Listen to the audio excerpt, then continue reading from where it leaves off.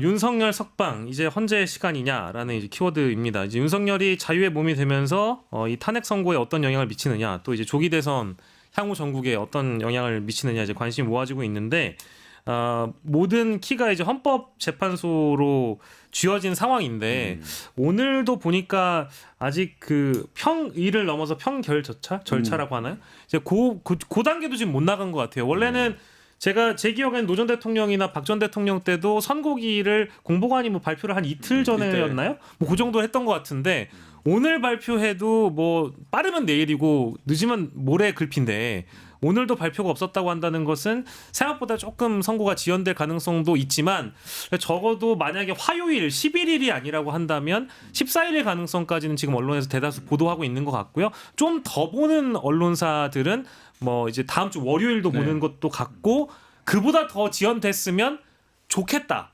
라고 이제 희망과 기대를 담는 언론사들도 많이 엿보이기는 합니다. 아무튼 지금은 헌재의 시간이 되었다. 예. 아니 근데 이게 결론도 빨리 나야 되겠지만은 지금 양론이 엇갈리는 것 같아요. 이게 석방 구속 취소가 받아들여진 것, 석방된 것 이 사안이 직접적으로 헌법재판소 탄핵 사건하고 연관은 없는데 영향을 그래도 주지 않겠느냐는 생각과 아니라는 생각이 좀 맞붙는 것 같아요. 근데 만약에 당연히 영향이 없어야 되는 거고, 그러니까 이게 만약 영향을 미친다면 사법은 시스템이 아니라 사람이 하는 게 돼버리거든요. 그러니까 사람의 성향이 어떠냐에 따라서 지금 헌법재판소에서 있는 직무정지 심판에 대한 판단은 크게 판단할 게 한 5가지 정도, 4-5가지 뭐 여러 언론이나 방송에서 이미 정리가 됐지만 그 중에서 그 4-5가지가 다 걸리는 거거든요. 그러니까 이 직무를 정지해야 될 이유로 그렇다라고 하면 사실 이거는 별개로 이루어지는 거고 탄핵 심판은 대통령의 직무를 정지시킨다는 것과 플러스 대통령의 나머지 모든 권한, 그러니까 그러니까 소추되는 권한이 살아난다라는 2가지 의미를 갖거든요. 그러면 일반적인 예상은 대통령이 직에서 파면이 되면 그 후에 윤석열, 김건희를 둘러싼 여러 가지 혐의들에 대한 수사가 스타트가 이제 되는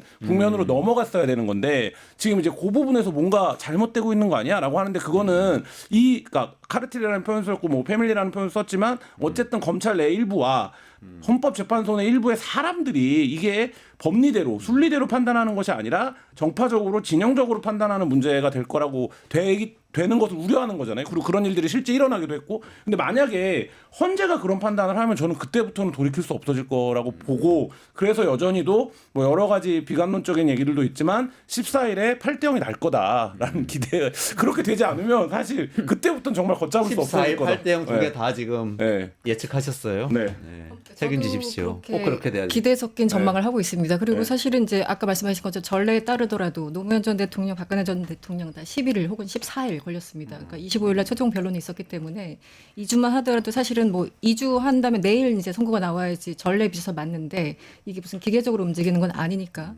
저는 상식적으로 봤을 때 예를 들어 박근혜 전 대통령 같은 경우는 뭐 미르재단부터 뭐 여러 가지 해서 이게 따질 것들이 굉장히 많았고 여러 가지 뭐 증거, 증언들 물밑에서 보이지 않게 진행된 것들이 많지 않았습니까? 그런데 이번 계엄은 전 세계가 다 봤잖아요. 총 들고 국회에 가고 총 들고 선관위에 가고 총 들고 김어준 잡으러 가고 이런 걸 봤던 상황에서 뭐 더 이상의 증거와 증언들이 필요합니까? 굉장히 명백하게 딱 떨어지는 사건인데도 불구하고 시간을 더 늦춘다면 법을 다루는 헌법재판소에서는 그 전 어쨌든 역할을 다 해야 된다고 생각하고 만약에 늦춘다면 이제 2가지 해석이 있겠죠. 하나는 이제 눈치 본다, 하나는 숙고한다. 이건 이제 보기에 따라서 굉장히 달라지는 평가인데 저는 기대 섞인 전망을 하자면 이번 주에 반드시 나와야 된다고 생각하고 정말 위험하다고 생각을 하는 건 윤석열이 지금 구치소에서 나오자마자 무슨 얘기를 했습니까? 우리 미래 세대 여러분께 깊이 감사드린다 얘기했고요.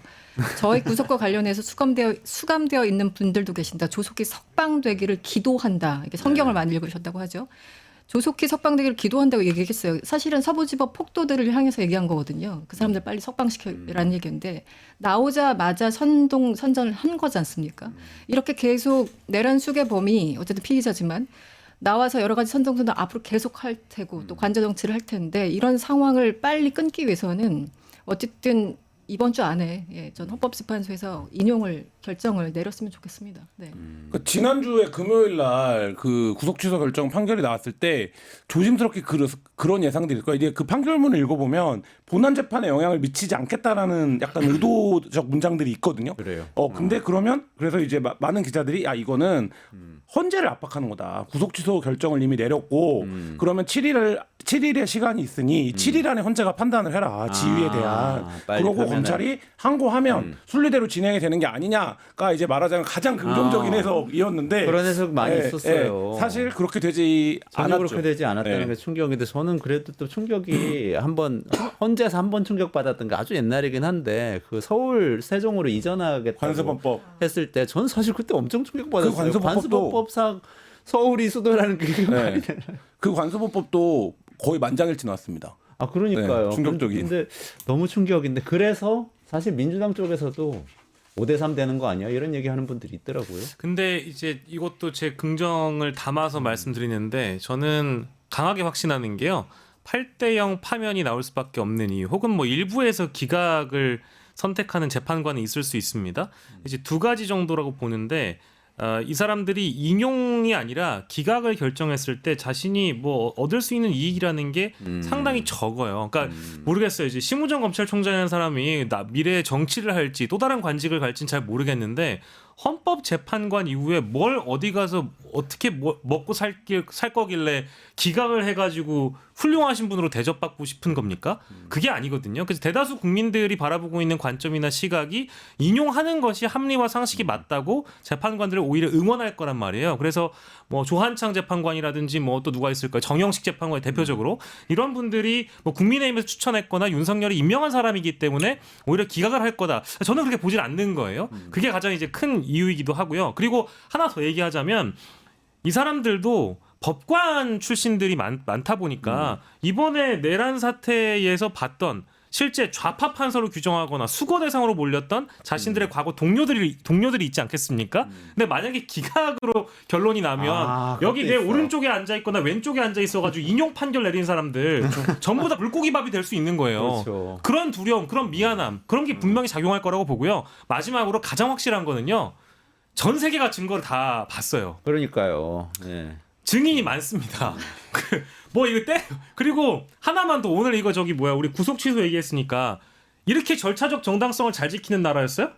그러면 절차적 정당성이 비상계엄을 선포하는 내내 어땠는지 보면 되겠네. 하나도 안 지켰잖아요. 그렇죠. 그럼 파면이네요. 공무회부터 시작해서. 근데 저는 그 8대0을 확신하는 이유 중에 하나가 그 성관이에 대한 감사원의 감사가 부당하다는 게 8대0이 나왔어요. 그러니까 그게 뭐냐면 성관이가 독립적 헌법기구인데 감사원이 감사업을 권한으로 하고 업으로 하는 기관이라고 하더라도 기관 간에 그렇게 권한 침해를 하면 안 된다라는 게 이제 헌재 판단이었는데 지금 윤석열 정부는 성관이에 뭘 보낸 겁니까? 감사관을 보내는 게 아니라 군대를 보냈어요. 그러니까 이거를 헌재가 그거는- 뭐 다른 판단을 하기 쉽지 않다. 그 하나하나가 그게 헌법재판이 있었던 건가요? 이번 헌법재판 얼마 이번에. 전이죠. 예. 이번 헌법재판소. 네, 그 같은 멤버가 8대0을 내렸죠. 그거 하나하나 있었던 그 어떤 비상계엄의 위헌성 그 정황에 대해서 본인들이 이게 기각이 맞아라고 써야 될 거 아니에요. 네. 그거 어떻게 씁니까? 아니 심지어 내란 숙의 피청구인 본인이 선관위의 계엄군 내가 보냈다라고 이거를 헌재에서 얘기했는데 그러면 우리 끝장 뉴스에서는 3대 0으로 14일 8대 0 파면. 파면이죠, 뭐. 3대 0으로 네. 하는 거예요. 저도 할게요 한 그러면. 표. 네. 4대 0으로. 밥을 누가 사야 되는지가 정해지지 않는데 이러면 어쨌든 이거까지 얘기해주고 가세요. 근데 윤석열 석방 때문에 국민의힘이 지금 엄청 고민에 빠졌다는 이야기인데. 뭐 이제 국민의힘의 지지도가 오른 건 좀 오른 여론조사가 나오긴 했는데 그거 좀 아이러니한 부분이고요. 다만 이제 시기적으로 그런 거니까 그냥 그거는 저는 이제 변론으로 두더라고 하더라도 지금 대선 주자들의 이 일정 자체가 다 꼬였습니다. 실제 이미 범 여권의 캠프를 마련한 분도 다수 그리고 이미 카톡방을 열고 자신들의 인사를 모은 사람들도 다수 이미 조기 대선 모두였거든요. 근데 사무실 임대료도 내고 있겠네요. 아이 그럼요. 지금 저는 어느 동인지도 알고 있어요. 근데 중요한 거는 지도부가 조기 대선을 언급한 적이 없고 그리고 대부분 친윤계 의원들, 친윤 주자들이 윤석열의 석방을 그동안 바래왔던 듯이 얘기를 해왔기 때문에 이제는 당 지도부가 윤석열의 발목 잡혀서 질질 끌려다니는 상황밖에 안 되는 거잖아요. 그러니까 조기 대선을 당연히 언급할 수가 없고 주자에 따르자면은 그쪽에서는 아예 그냥 조기 대선 뭐 태스크포스 이런 거를 일시 정지한다라는 얘기도 있더라고요. 그러니까 이게 저기 탄핵 선고가 이루어지고 난 이후에 우리가 다시 생각해봐야지. 그래서 카톡방이 매일 활발하게 돌아갔는데 지금은 정지 상황이라는 이야기가 많이 들리더라고요. 네, 그래서 지금 난감하다. 그러니까 조기 대선 문제는 어쨌든 헌재가 결정을 하면 그 시점에 해소는 되는 문제인데 지금 문제는 뭐냐면 윤석열이 바깥에 있는 상태에서 대선을 치러야 되는 게 국민의힘의 진짜 부담이죠. 이렇게 되면 후보 선출, 그 다음에 지지층 활성화가 계속될 거고, 그 이제 윤석열 탄핵에 반대하는 그러면 이들이 국민의힘을 지지하는 주력 세력이라고 언론이 인식하고 있고 그렇다라고 하면 이 눈치를 안 볼 수가 없고 그러면 국민의 입장에서는 질 수밖에 없는 후보를 선출하는 길로 들어서야 되거든요. 근데 이게 겉으로는 그렇지 않다라고 얘기하지만 국민의힘도 전략적 판단 단위가 있고 이거에 대해서 폴도 돌려보고 여러 가지 판단들이 있을 거잖아요. 그러면 이제 알고 있다는 거죠. 알고 있지만 본인들이 알고 있는 실체적 진실과 겉으로 드러나는 사실간의 괴리가 발생하기 때문에 그 부분이 선거 캠페인이나 전략에서 굉장한 모순으로 작동하기 시작할 거기 때문에 굉장히 부담스러울 거다 지금 상황이. 예컨대 대선이 윤석열 대 이재명 어게인 이런 식으로 되면은 완전 불리한 거 아니에요? 어쨌든 뭐 어떤 후보가 나와도 가로 열고 윤석열처럼 보이는 거죠. 네네. 한동훈 전 대표는 지금 어떤 입장이에요? 오늘 오전에 사실은 굉장히 중요한 인터뷰가 있었어요. 김현정의 뉴스쇼라는 프로그램에 나와가지고 한동훈 전 대표가 인터뷰를 했는데 거기서 제가 제일 각인됐던 그 대목이 대통령님을 다시 만나뵐 기회가 있었으면 좋겠다라는 워딩이거든요. 갑자기 되게 그러니까 이러지도 못하고 저러지도 못하고 있다가 언젠가, 언젠가 맞아 언젠가 들어가죠. 언젠가 그러니까 이제 본인도 알고 있는 거예요. 윤석열 씨가 만나주지 않을 가능성이 높다라는 걸 알고 있기 때문에 그 인터뷰에서 사실상 다시 한번 윤석열 호소인이 된 그런 입장이면 우리 넷하고 입장이 같은 거 아니죠?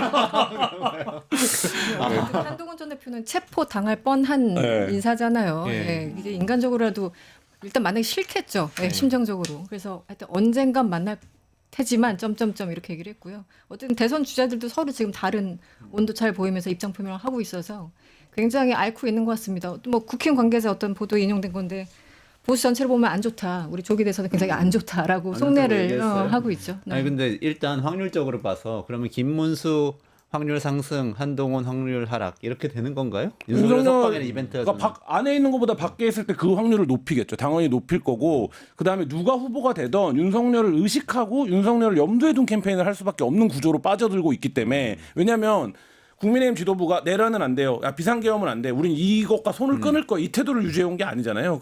뭐 구치소에 찾아가고 관저에 찾아가서 밥 먹고 여전히 그러고 있는 상태에서 더군다나 석방이 되어버렸기 때문에 지금 이제 아스팔트의 우파들은 굉장히 승리감에 젖어 있는 거 아닙니까? 그런 상황에서 이거는 그래도 안 되겠다. 파면이 됐으니까 우리 손 긋고 갖기 이럴 수 없거든요. 그러면 어떻게 되는 겁니까?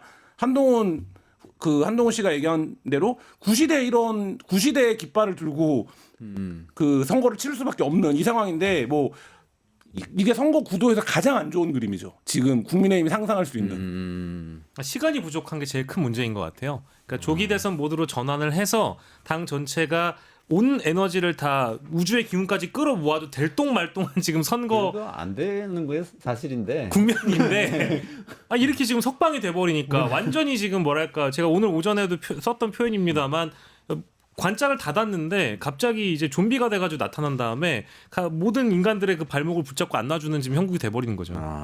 지난주까지만 해도 어쨌든 구속 취소라는 엄청난 큰 변수가 돌발하기 전까지만 해도 이제는 사실은 조기 대선 모드고 예를 들어 14일 날 탄핵에서 인용 결정이 나면 그때부터는 확실하게 거리두기를 할 거다. 그러니까 국힘 후보자들이 그렇게 내심 계획을 짜고 있었는데 그래서 뭐 카톡방도 열고 했겠죠. 그런데 갑자기 구속 취소라는 돌발 변수가 일어나면서 이 모든 스텝이 어쨌든 꼬인 거죠. 네. 민주당은 오히려 내심 좋아하고 있을 수도 있겠네요. 그러면 그럴 수도 있겠죠. 물론 아주 분노를 하면서 검찰총장 탄핵까지 얘기하고 있긴 하지만 정치 구도는 참 묘한 면이 많이 있는 것 같습니다. 김환 한겨레 기자님 그리고 이승원 시사평론가님, 박영식 시사 에디터님 감사드립니다. 고맙습니다. 감사합니다. 뉴스토마토가 12.3 내란을 막아낸 시민영웅 1000명 찾기 프로젝트를 진행합니다. 내란을 막고 탄핵 소추를 이뤄낸 시민영웅 1000명을 찾아내 대한민국 민주주의의 역사로 기록하고 시상의 본보기로 삼음으로써 민주주의를 더 널리 확산하기 위한 프로젝트입니다. 이 과정에 직접 참여했거나 참여자를 추천해 주실 분들은 우측 제보하기 QR코드나 아래 메일로 추천 및 제보해 주세요. 많은 참여 바랍니다. 뉴스토마토와 함께해 주실 분들을 기다립니다.